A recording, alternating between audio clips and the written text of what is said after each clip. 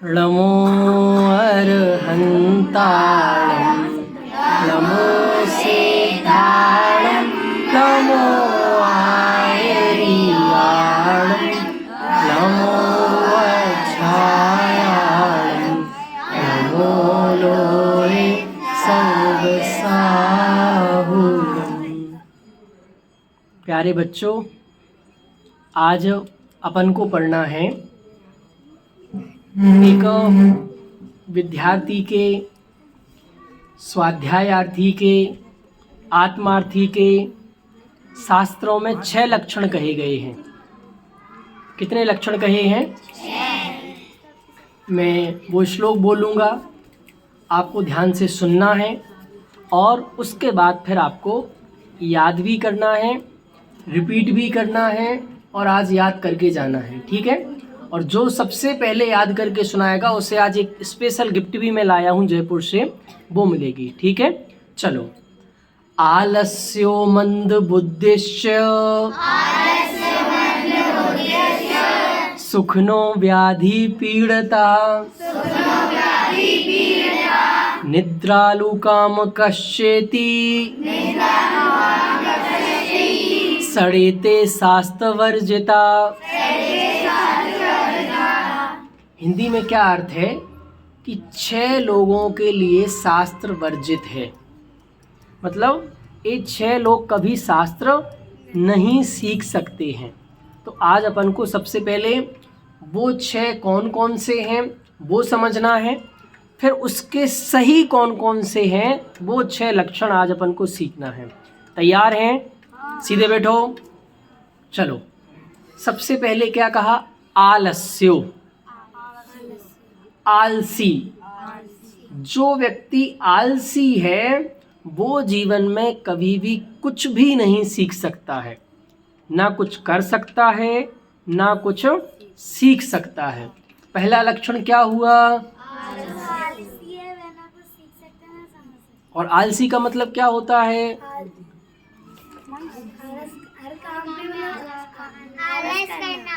आलस करना मतलब हर काम पे पीछे रहना और हर काम देर से करे और हर काम में आलस करे। अरे हर काम में आलस करे मतलब देखो, आलस करे मतलब कि जिस कार्य का, आवाज नहीं बेटा, जिस कार्य का जो समय है, जैसी विधि है, उसको उस समय पर उस विधि से नहीं करना, इसका नाम है आलस करना। जैसे अभी टाइम है पढ़ने का, ध्यान से पढ़ने का, तो आप बातें कर रहे हो, तो आप क्या हो? आलसी हो। किस काम में आलसी हो? पढ़ने वाले काम में आलसी हो। समझ में आया? जिस विधि से करना चाहिए, मतलब पूरी एकाग्रता से, कि जो आप सुन रहे हो बिल्कुल एक बार में आपको याद होता जाए। समझ में आया? ऐसे आपको बैठना चाहिए, ऐसा एकाग्रता लगानी चाहिए। यदि ये नहीं लगा रहे हैं तो फिर आप आलसी हैं। अभी इनकी और चर्चा करेंगे। आलस्यो मंद बुद्धिश्च। दूसरा लक्षण क्या है? मंद बुद्धि। मंद बुद्धिपना मतलब जो सुनता ही नहीं है, उसके दिमाग में कोई बात बैठती ही नहीं है। क्या बोला? जो व्यक्ति बहुत ध्यान से सुनता नहीं है, उसके मन में कोई बात बैठती नहीं है, तो वो व्यक्ति कभी भी कुछ सीख नहीं सकता है। तो इसके लिए यदि आप ध्यान से सुनते नहीं हैं, आपके मन में कोई बात बैठ नहीं रही है, तो इसका मतलब शास्त्र आपके लिए तो नहीं बने हैं, वो किसी अच्छे लोगों के लिए बने हैं। तो पहला क्या बताया था? आलस्य।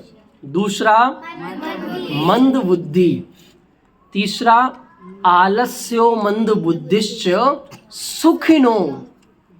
सुखनो मतलब सुखिया स्वभावी, कि अब पढ़ने बैठना है तो भैया जी चटाई होगी तो ही हम पढ़ेंगे, चटाई बैठने मिलेगी तो ही पढ़ेंगे, ऐसा खाना मिलेगा नहीं बेटा, ये उपयोग नहीं भटकाना, इसका मतलब मंद बुद्धि हो। फिर समझ में आया? जो पूरी बात ध्यान से नहीं सुन रहा है, ये टार्च क्यों जला रहे हो? आप अंधेरे से लड़ पाओगे या टार्च से? चलो, तो तीसरी विशेषता क्या बताई कि जो बहुत ज़्यादा सुविधाएं चाहता है, बहुत ज़्यादा सुखिया स्वभावी होता है कि ऐसे कपड़े मिलेंगे, ऐसा गद्दा मिलेगा, ऐसा खाना मिलेगा तो ही मैं पढ़ाई करूँगा। तो कहा आप पढ़ाई से तो रहने दो, आपकी पढ़ाई होने वाली नहीं है। जैसी भी हमें तो क्या मुख्यता क्या होनी चाहिए? पढ़ाई। उसके बाद फिर जो सुविधाएं जैसी मिलनी हो मिल जाए, उसमें रह लेंगे। चटाई पे सोना पड़े तो चटाई पे सो जाएंगे, गद्दे पर सोना पड़े तो गद्दे पर सो जाएंगे, ज़मीन पर सोना पड़े तो ज़मीन पर सो जाएंगे। हमारा उद्देश्य क्या है? पढ़ाई। सोना उद्देश्य नहीं है, समझ में आया? उद्देश्य तो है पढ़ाई का। तो तीसरा लक्षण क्या है? सुखिया स्वभावी।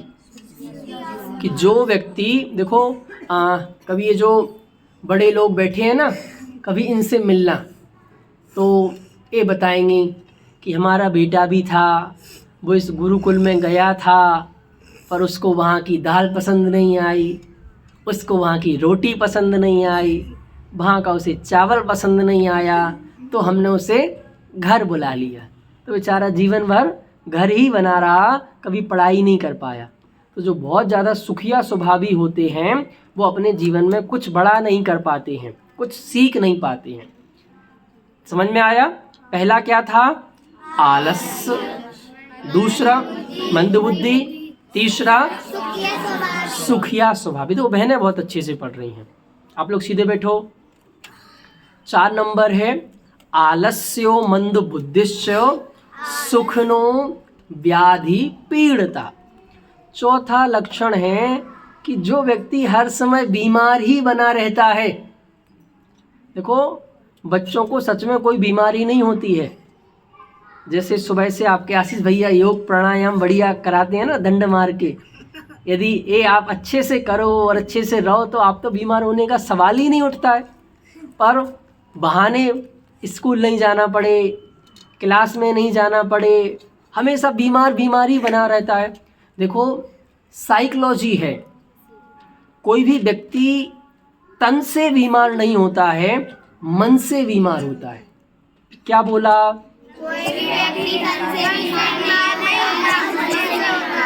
मन से बीमार होता है। आपके मन में बैठा लिया ना आपने, सिर दर्द, पेट दर्द, या वैसी बातें सुनते रहते हो, वैसी लोगों के साथ उठते बैठते रहते हो, तो आपकी भी वैसी आदत हो जाएगी। और इसमें एक चीज़ क्या होती है, लोग दीदियाँ ज़्यादा समझेंगी, आजकल आशीष भैया ये बच्चे भी ऐसे हो गए हैं, अटेंशन पाने के लिए, ध्यान पाने के लिए, मुझे कोई पूछता ही नहीं है, मुझे कोई पूछता नहीं है, अब क्या करो, थोड़े बीमार हो जाओ तो फिर मेरे सब चक्कर लगाएंगे, सब मेरी देख रेख करेंगे। तो ये बीमार किस लिए हो रहे? अटेंशन पाने के लिए। तो जो हर समय बीमार बना रहता है वो व्यक्ति कुछ सीख नहीं सकता है। 4 हो गए। 5वां, पहली लाइन अब स्पष्ट हो गई। आलस्यो मंद बुद्धिश्च सुखनो व्याधि पीड़ता। 5वां, निद्रालु काम कश्येति सड़ेते शास्त्र वर्जिता। 5वां नंबर क्या है? निद्रालु, जिसे बात बात पर नींद आ जाती है।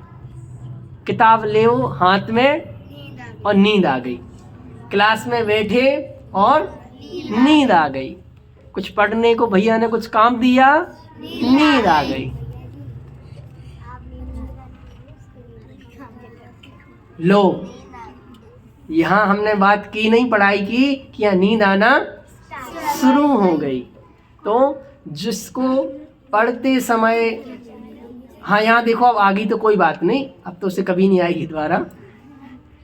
नींद आ गई है, नींद आ जाती है, इसका मतलब वो बहुत ज़्यादा जागृत नहीं है, बहुत ज़्यादा सजग नहीं है। और अंतिम क्या है, लास्ट क्या है, को रात हो गई थी ना इसलिए नींद आने लगी। रात के 7:30 बज गए ना। चलो, क्या फिर से बोलो।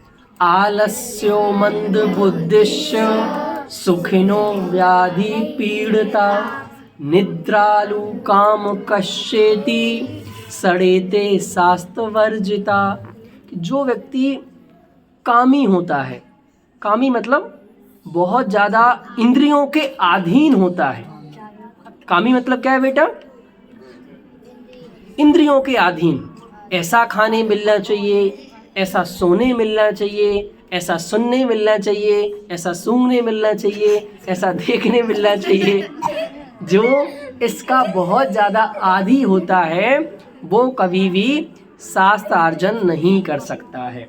अब जल्दी से इनके 5 मिनट बचे हैं अपने पास, इनके विपरीत करो। विपरीत मतलब कि कौन व्यक्ति स्वाध्याय कर सकता है, सीख सकता है, कौन टॉपर हो सकता है। तो ये जो 5-6 लक्षण जिसमें हैं वो कभी टॉपर नहीं बन सकता है, वो कभी होशियार बच्चा नहीं बन सकता है। पहला क्या है? पहला हिंदी में बोलो। पहला आलसी। आलसी का विपरीत क्या होगा? अरे आलस का क्या होगा बेटा? उत्साही। तो जो व्यक्ति हर समय उत्साही है, पढ़ने के लिए, सीखने के लिए, सुनने के लिए, बोलने के लिए, लिखने के लिए, वो क्या होगा? हमेशा टॉपर रहेगा। जैसे आपने सुना क्लास का, अब देखो 2 तरह के बच्चे हैं। भैया की क्लास है, कुछ तो क्या कर रहे थे, 7 बजे तक वहीं वो गिलास बना रहे थे मिट्टी के। हम भी इनके मिट्टी के गिलास देख रहे थे, भैया आपको कल इसमें पानी पिलाएंगे। मिट्टी का घर बना रहे थे 7 बजे तक। तो हमें लगा आज क्लास नहीं है। कुछ बच्चे ऐसे थे कि 6:45 पे यहाँ आ गए। तो जो आ गए मतलब वो उत्साही हैं, उनको किसी का प्रेशर नहीं है। जो अपने खुद की रुचि से काम करते हैं वो कौन है? उत्साही है। दूसरा क्या था? मंद बुद्धि। मंद बुद्धि का विपरीत क्या होगा? तीव्र बुद्धि। समझदार मतलब कोई भी बात जो यहाँ से कही जा रही है वो समझ में आ जाए और आपके चित्त में, आपके मन में, आपकी बुद्धि में बैठ जाए, वो व्यक्ति हमेशा शास्त्र स्वाध्याय टॉपर बन सकता है। क्या बोला? दूसरा पॉइंट क्या बोला? तीव्र बुद्धि। तीव्र बुद्धि कौन? जो बात बोली जा रही है वो समझ में आ जाए, समझ में आने, यदि समझ में नहीं आए तो प्रश्न पूछ ले। बहुत ध्यान से सुनो बच्चों। तीव्र बुद्धि कौन? कि कोई बात कही गई तो एक तो ये होता है बस आलसी से बैठे हैं, मरे मराए से बैठे हैं, बस सुनते जा रहे हैं। एक तो वो कि कोई बात समझ में नहीं आई तत्काल पूछा, भैया ये बात क्या है, भैया ये बात समझ में नहीं आई, भैया ये बात समझ में नहीं आई, भैया ये बात समझ में नहीं आई। मतलब भैया की पूरी खोपड़ी खुल जाना चाहिए तो तुम पढ़ रहे हो अच्छे से, और बस कुछ भी बोल दिया, कुछ भी सुन लिया, जय जयनाथ परम गुरु होय, ऐसी कहानी चल रही, तो ऐसे काम नहीं चलेगा। तो तीसरा कौन हुआ? पहला क्या था? आलसी का विपरीत उत्साही। दूसरा मंद बुद्धि। मंद बुद्धि का तीव्र बुद्धि, समझदार, चतुर। तीसरा क्या था? सुखिया स्वभावी। सुखिया स्वभावी का विपरीत क्या बनेगा? ना दुखिया स्वभावी नहीं, इसको बोलेंगे सहज स्वभावी। सहज स्वभावी मतलब कि उसको जो मिल जाता है उसमें संतुष्ट हो जाता है, क्योंकि वो चीज़ें उसके मुख्य। हाँ देखो, कर्मठ अपन उत्साही में ले लेंगे। यदि सहज स्वभावी समझ में नहीं आ रहा तो कर्मठ आप बोल सकते हो, ठीक है, जो कर्मठ है। तीसरा क्या बोलेंगे? कर्मठ बोल लो। चौथा क्या था? रोगी, जो हर समय रोगी बना रहता है, उसका विपरीत क्या बनेगा? स्वस्थ, निरोगी। जो व्यक्ति हर दम निरोगी रहता है वो ही टॉपर बन सकता है। और निरोगी रहने के लिए आपको अलग से कुछ नहीं करना है, आपको अपनी व्यवस्थित दिनचर्या का पालन करना है, खान पीन का ध्यान रखना है, पानी पीना है, चलना फिरना है, तो आप कभी भी बीमार नहीं पड़ेंगे। समझ में आया? 5वां क्या था? निद्रालु, हमेशा नींद में ही बना रहता है, नींद में ही बना रहता है, नींद में ही बना रहता है। तो उसके विपरीत क्या होगा? जागरूक। बहुत अच्छा, कि जो हर समय जागरूक है, एक एक बात बहुत ध्यान से सुनता है। और लास्ट में क्या था? कामी। कामी का उल्टा क्या होगा? अरे कामी का उल्टा कामी का उल्टा होगा योगी, साधक। योगी बोलो या साधक बोलो, कि जो जिसके तीनों योग मन वचन काय जिसके कंट्रोल में है, वो उसके कंट्रोल में नहीं है। क्या बात समझ में आई बच्चों? चलो अब 12 पॉइंट कौन बोलेगा?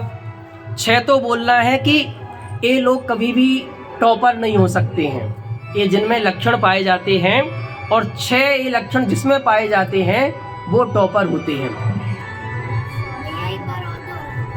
हिंदी में ही बोलना है? नहीं, हिंदी में बोलो पहले एक बार, फिर संस्कृत में बोलना। आप बोलोगे? चलो बोलो, खड़े हो। ये लोग ऐसे बच्चे जो कभी टॉपर नहीं बन सकते, जिनके 6 गुण हैं। हाँ। पहला आलस्य, दूसरा मंदबुद्धि, हाँ, तीसरा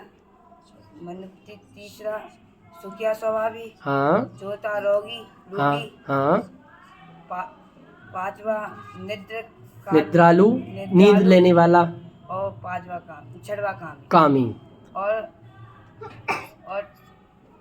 कुछ बच्चे ऐसे नहीं, सब। हाँ, कौन से व्यक्ति टॉपर बनेंगे?